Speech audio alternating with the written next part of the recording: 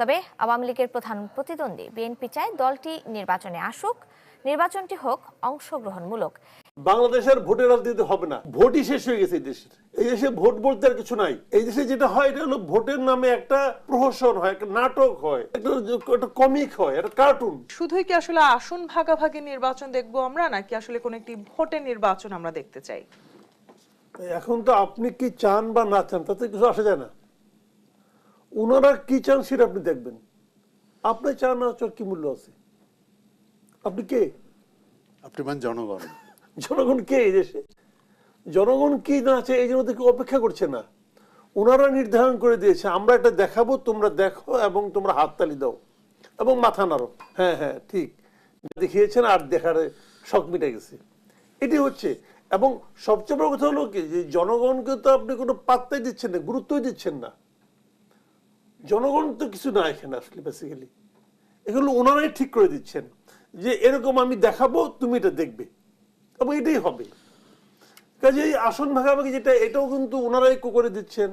তোমাকে দেব 3টা, তোমাকে দেব 2টা, এবং যাদেরকে দেওয়া হচ্ছে তাদের সঙ্গে ওই যে বার্গেনিং এর যে প্রক্রিয়াটা, সেখানেও কোন্দল সৃষ্টি সেটা হচ্ছে। কোন্দল না, সেটা হলো কি আগে মোটামুটি সম্মানজনক ছিল, এখন অপমানজনক হয়ে গেছে। এই যে একজন মুজিবুল বাসার মাইজ ভান্ডারি, ওনার আর্তনাদ হাহাকার শুনে তো আমার মনটাই খারাপ হয়ে গেছে। উনি বলছেন আমাকে কথা দিয়েছিল 2টো দিবে, শেষ পর্যন্ত দিল না, আমার চাচাতো ভাইয়ের ছেলেকে দিচ্ছে। এই যে আর্তনাদ হাহাকার, ভাই এই হাহাকারটা হওয়ার কথা ছিল জনগণের কাছে। উনি জনগণের কাছে যাবেন যে আমাকে তোমরা ভোট দাও, মানে জনগণের উপর উনি কোনো ভরসা রাখতে পারছেন না। কিন্তু উনি এখানে প্রশ্নটা করতে চাই, আসন ভাগাভাগি দিয়ে যদি আসলে নির্বাচনের ফলাফল নিশ্চিত হয়, তাহলে আমরা ভোটের রাজনীতি কোথায় দেখব? কোথাও দেখবেন না, অন্ততপক্ষে বাংলাদেশে দেখবেন না। বাংলাদেশের ভোটের রাজনীতি হবে না, ভোটই শেষ হয়ে গেছে এই দেশে ভোট বলতে আর কিছু নাই। এই দেশে যেটা হয় এটা হলো ভোটের নামে একটা প্রহসন হয়, একটা নাটক হয়, একটা কমিক হয়, একটা কার্টুন, এটা হয়। ভোট তো কিছু না, এখানে ভোট দিয়ে আপনি কি করবেন? সিদ্ধান্ত হয়ে গেছে জিতবে।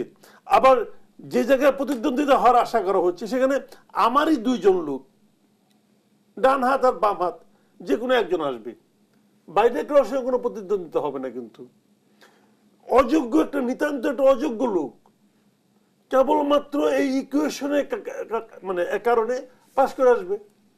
আমি আমার এলাকা, আমি যেখানে থাকি আমার এলাকায় আমি দেখতেছি যে নিতান্ত কি অযোগ্য লোক, সে জাতীয় পার্টি করে এই ইকুয়েশনে সে পাশ করে আসবে।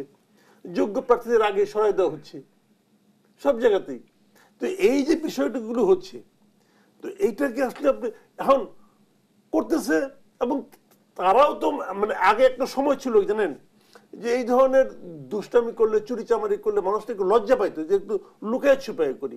এখন আর সেটাও পায় না, ওই লজ্জাটুকু শেষ হয়ে গেছে। এখন দেখেন, এখন সরকারের সামনে সবচেয়ে বড় চ্যালেঞ্জ কি? সরকারের সামনে সবচেয়ে বড় চ্যালেঞ্জ হলো যে কত বেশি ভোটারকে কেন্দ্রে আনা যায়। ভোটার যদি নাও আসে তবু ভোট হয়ে যাবে এবং ভোটের হারও অনেক বেশি দেখানো হবে। 2018 সালে দেখানো হয়েছিল যে 80%-এর উপরে ভোট পড়ছে। আসলে কি পড়ছে? এটা তো আমরা সবাই দেখেছি, কিন্তু দেখানো তো হয়েছিল। এবারও দেখানো হয়তো হবে, কিন্তু ভোট কেন্দ্রে লোকের উপস্থিতিটার একটা বিষয়। মনে করেন ভোট কেন্দ্রে লোক নাই, ওই দিন তো সমস্ত মিডিয়ায় দেখানো হবে ভোট কেন্দ্রে কেমন লোক হয়েছে।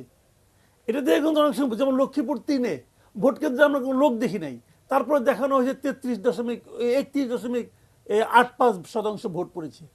তো এটা তো এভাবে হয় না। তো এইবার ভোট যাতে নাকি বেশি ভোটার দেখানো যায়, এই জন্যই সমস্ত প্রার্থীর জন্য ওপেন করে দেওয়া হয়েছে যে আপনারাও ইলেকশন করেন। ফলে কি হবে, এক এক জায়গায় আওয়ামী লীগের 4-5 করে ক্যান্ডিডেট কিন্তু দাঁড়ায় যাবে, এদের মধ্যে অনেকে কিন্তু পাশ করে আসবে।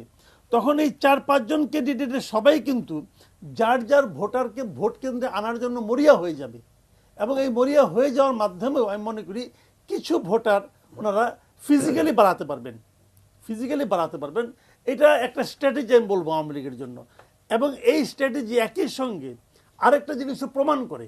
সেই জিনিসটা কি, যে ওনারাও জানেন যে এই নির্বাচনটা আসলে ভালো হচ্ছে না। আমি আপনাকে পাল্টা প্রশ্ন করলাম, বিএনপিকে নির্বাচনে আনার জন্য কি কি চেষ্টা করা হয়েছে বলেন আপনি আমাকে? কোনো চেষ্টা করা হয় না। বিএনপি তো বিরোধী দল, সরকারি দলের থেকে বিএনপিকে নির্বাচনে আনার জন্য কি কি চেষ্টা করা হয়েছে বলেন, পারবেন না বলতে। কোনো চেষ্টাই করা হয় নাই। বরঞ্চ যখন আলোচনার প্রসঙ্গ উঠেছে, মাননীয় প্রধানমন্ত্রী ওনার প্রেস কনফারেন্সে স্পষ্ট ভাষায় বলেছেন ওদের সঙ্গে কোনো আলোচনা হবে না। তা আলোচনা আপনি করবেন না কেন? করবেন না কেন? আপনি তো জাতির স্বার্থে। আজকে একটা কথা বলেন, আমি বলি আপনাকে, আজকে এই নির্বাচনকে কেন্দ্র করে বিএনপি হরতাল ডাকতেছে, অবরোধ ডাকতেছে, গাড়ি টাড়ি পড়তেছে তো এতে তো সরকারের কোনো ক্ষতি হচ্ছে না, সাধারণ মানুষের জীবন কি কিছুমাত্র হলেও দুর্ভোগে পড়ছে না? অল্প একটু হলেও তো পড়ছে তো। সাধারণ মানুষের যে দুর্ভোগটা দূর করার দায়িত্ব কার? সরকারের নয় কি? আমি যদি একজন সাধারণ মানুষ হিসেবে জিজ্ঞাসা করি যে আমার ওই দুর্ভোগ দূর করার জন্য অথবা দুর্ভোগ যাতে না হয় তার জন্য সরকার কি ভূমিকা নিয়েছে, সরকার কি পা বাড়িয়েছে? একটা পদক্ষেপ বলেন আপনি? কোনো পদক্ষেপ নেই। বরঞ্চ প্রত্যেকটা মন্ত্রীর কণ্ঠে আমরা শুনেছি যে এই বিএনপির নেতৃবৃন্দের বিভিন্ন কর্মকাণ্ড, বিভিন্ন তাদের কর্মসূচিকে লক্ষ্য করে তুচ্ছ তাচ্ছিল্য করা হয়নি, হয়েছে। এতে হয়তো বিএনপির উপরে আওয়ামী লীগ জয়ী হয়েছে, হয়তো হয়েছে, ওনারা মনে করছেন হয়তো হয়েছে। দেশের গণতন্ত্র কি জয়ী হয়েছে? দেশের মানুষ কি সুবিধা পেয়েছে? এই প্রশ্নগুলো ভাই ভাবতে হবে। আমি এইভাবে নির্বাচন চাই নাই, কারণ এই দেশের অনেক মানুষ আছে যারা হয়তো তার একটা প্রার্থী ছিল এলাকায়, তাকে ভোট দিতে চেয়েছিল, হয়তো তারা তো সেই প্রার্থীটাকে পাচ্ছে না। এখন কার কারণে পাচ্ছে না? হয়তো সরকারের কারণে পাচ্ছে না, হয়তো বিরোধী দলের কারণে পাচ্ছে না, হয়তো বিএনপির কারণে পাচ্ছে না, হয়তো তারেক রহমানের কারণে পাচ্ছে না। কার কারণে পাচ্ছে না সেটা অন্য প্রসঙ্গ, কিন্তু ওই ভোটার তো লস করতেছে। সে তার প্রার্থীটাকে ভোট কেন্দ্রে যেয়ে ভোট দেওয়ার জন্য সুযোগ পাচ্ছে না। এটা হলো একটা নেট লস। আরেকটা জিনিস হলো, উনি যে কথাটা বলছেন এটার চেয়ে বড় কথা যেটা হলো যে বিদেশের কাছে কতটুকু গ্রহণযোগ্য হবে। দেখেন, ইউরোপীয় ইউনিয়ন বলেন অথবা আমেরিকা বলেন, পশ্চিমা বিশ্বগুলো কিন্তু একটা কথা বলেছে, সেটা কি যে তারা একটা সুষ্ঠু, অবাধ ও নিরপেক্ষ নির্বাচন চায়।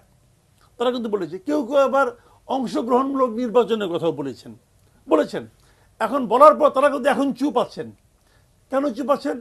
সরকার কিন্তু বলছে যে আমরা একটা সুষ্ঠু, গ্রহণযোগ্য, অবাধ নির্বাচন দেব। সরকার কিন্তু এটা এখনো বলছেন। তাহলে নির্বাচনটা হয়ে যাবে। এখন পর্যন্ত কেউ কিছু বলবে না। কেন বলবে না? কারণ তারা যেটা বলছে, সরকার তো সেই কথাই বলছে। সেটাই হচ্ছে, নির্বাচনটা যখন হয়ে যাবে তখন তারা কিন্তু তাদের মতো করে বিচার বিশ্লেষণ করবে। তারা কিন্তু বলবে এই নির্বাচনটা সুষ্ঠু, অবাধ হয়েছে কিনা। এখন যে সমস্যাটা হচ্ছে যে সুষ্ঠু, অবাধ ও নিরপেক্ষ এই সংজ্ঞাটা কি, এই তিনটা শব্দ বলতে কি বোঝায়, ডেফিনেশনটা কি, এটা সরকার একভাবে দেয়, বিএনপি একভাবে দেয় এবং বিদেশি রাষ্ট্রগুলো আরেকভাবে দেয়। এবং বিদেশি রাষ্ট্রগুলো এই সংজ্ঞাটা মিলিয়ে নেবে 7 তারিখের পর। যদি সেই মিলটা সরকারের সংজ্ঞার সঙ্গে না মিলে তাহলে তারা তাদের মতো আনহ্যাপি হবে। এবং একটা আনহ্যাপির দেশ আমাদের সঙ্গে আগের মতোই সম্পর্ক রাখবে কিনা, আগের মতোই বাণিজ্য সম্পর্ক রাখবে কিনা, আগের মতোই কূটনৈতিক সম্পর্ক রাখবে কিনা, সেটা নিয়ে হয়তো তখন একটা প্রশ্ন উঠবে।